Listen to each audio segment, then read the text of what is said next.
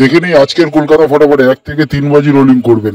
একবার pass guarantee দিচ্ছি বন্ধুরা, কোনো ইউটিউব চ্যানেল আপনাদের গ্যারান্টি দিতে পারবে না। আমরা আপনাদের গ্যারান্টি দিয়ে বলবো একবার পাস হয়ে গেলে আপনারা গেমটা ছেড়ে দিতে পারেন বা খুব অল্প পয়সায় খেলতে পারেন, নাও খেলতে পারেন। দেখে নেই বন্ধুরা আজকের ঘর কি কি থাকতে চলেছে।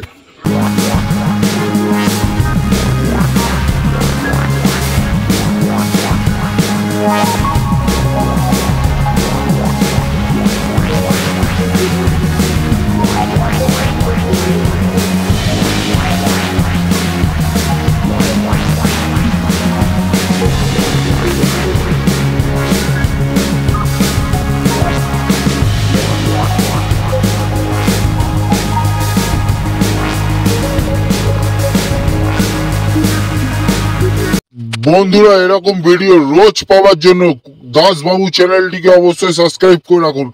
আমাদের টিপস যদি আপনাদের ভালো লাগে বন্ধুরা একটু লাইক ও শেয়ার ঠক দিন মা কাল কাছে, তোমাকে লাইক ও শেয়ার ঠক দিন।